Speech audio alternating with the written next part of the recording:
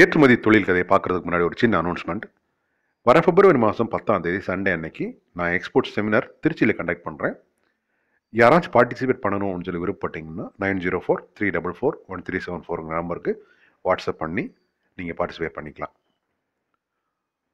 ஏற்றுமதி தொழில் கதையை பார்க்கலாம். பல வருஷங்களுக்கு முன்னாடி, பல வருஷம் அப்படின்னா திருப்பூரில் அப்போ ரயில்வே ஸ்டேஷனே கிடையாது, அந்த அளவுக்கு லாங் பேக் போனோம். அப்போ நடந்ததெல்லாம் உனக்கு எப்படி தெரியும்னு கேட்காதீங்க. திருப்பூரில் நிறைய பழந்துன்னு கொட்டை போட்ட பெருந்தலைகள் இருக்குது. அவங்க மூலியமாக தான் எனக்கு இந்த கதையே கிடச்சிது. அப்போ ஒரு கம்பெனியில் 3 பேர் வேலை பார்த்தாங்க. 3 பேர் அண்ணன் தம்பிங்க. கம்பெனியை காலையில் திறக்கிறதுலேருந்து கூட்டி பெருக்கிறதுலேருந்து எல்லா வேலையும் அவங்க தான் செய்வாங்க. அப்போ ஒரு பையர் வந்து அவங்களுக்கு ஆர்டர் கொடுத்துருக்காரு. அந்த கம்பெனி ஓனர் திடீர்னு இறந்து போயிட்டதுனால அப்படியே நின்று போச்சு. அவங்க குடும்பத்திலேருந்து யாரும் கம்பெனி நிர்வாகத்துக்கு பழகினவங்க இல்லை.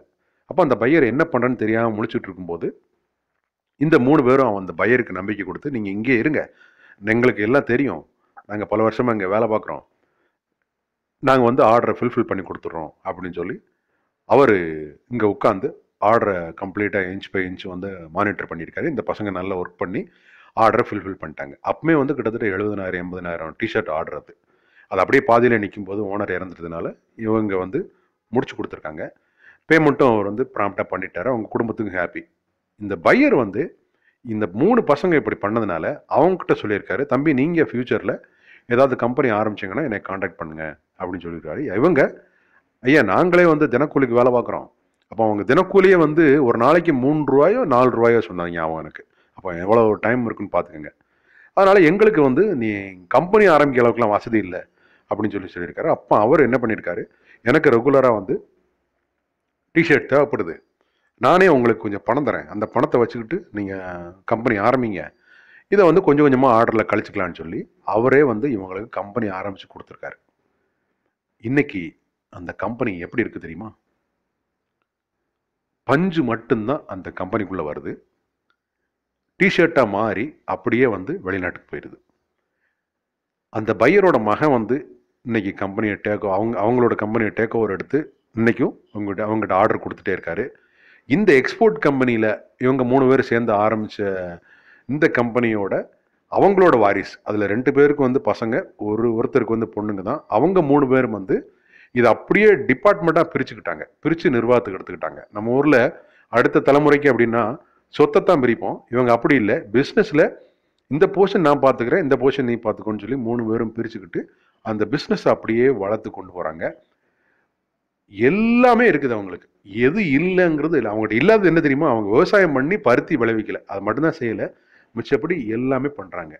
இப்போ அந்த பையர் வந்து என்ன பண்ணியிருக்காரு அப்படின்னா, இந்த கம்பெனியோட 99 வருஷத்துக்கு ஒரு கான்ட்ராக்ட் போட்டிருக்காரு.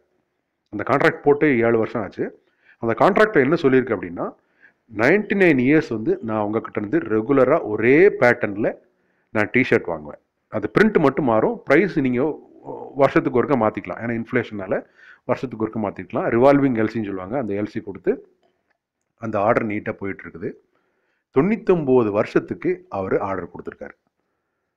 எப்படி இருக்குது பாருங்கள். அந்த கம்பெனி இன்றைக்கே இப்படி இருந்ததுன்னா இன்னும் 99 வருஷம் கழிச்சு அந்த கம்பெனி எப்படி இருக்கும்? ரெண்டாவது, அந்த ஆர்டரில் உள்ள முக்கியமான பாயிண்ட்டு, இந்தியாவில் உங்களை தவிர வேறு யார்கிட்டையும் நான் டிஷர்ட் வாங்க மாட்டேன் அப்படின்னு சொல்லியிருக்காங்க. ஸோ ஃப்யூச்சரில் இந்த ரிவால்விங் எல்சியில் இவங்க கொடுத்த கொட்டேஷன், அவங்க கொடுத்த ஆர்டர் போக எக்ஸ்ட்ரா ஏதாவது தேவைப்பட்டாலும் அவங்க இவங்ககிட்ட தான் வாங்கணும். சரி, இவங்க எவ்வளோ எக்ஸ்போர்ட் பண்ணுறாங்க அப்படின்னு சொல்லி பார்த்தீங்கன்னா கொஞ்சம் ஷாக்கிங்காக தான் இருக்கும். ஒரு மாதம் 7 to 8 லட்சம் டிஷர்ட் வந்து இவங்க அனுப்புகிறாங்க. அப்போ அவங்களுக்கு வருஷம் பூரா ஆர்டர் இருக்குது, அதுவும் 99 வருஷத்துக்கு இருக்குது. ஸோ அந்த கம்பெனி 99 இயர்ஸ் கழிச்சு எவ்வளோ பெரிய கம்பெனி ஆயிருக்குன்னு கொஞ்சம் இமேஜின் பண்ணி பாருங்கள். ஏற்றுமதியில் எப்படியெல்லாம் ஜெயிக்கிறாங்க அப்படிங்கிறதுக்கு இது ஒரு அருமையான கதை. தயவு செஞ்சு அந்த பையர் யார், இந்த கம்பெனி யாரெல்லாம் கேட்காதீங்க. மிகப்பெரிய கம்பெனி, நான் பேரெல்லாம் சொல்ல விரும்பலை, கமெண்ட்டையும் டிசேபிள் பண்ணிவிடுவேன். ஸோ நிறைய பேர் திருப்பூரில் இந்த சேனல் பார்க்குறீங்க, உடனே கம்பெனி நேம் போட்டு விட்ருவீங்க. அது வேண்டாம், அது நல்லா இருக்காது. இருந்தாலும் இந்த கதை வந்து ஒரு நம்பிக்கை கொடுக்கணும், ஏற்றுமதியாளர்களுக்கு ஒரு நம்பிக்கை கொடுக்கக்கூடிய கதை அப்படின்னுங்கிறது என்னோட அபிப்பிராயம். பார்ப்போம்.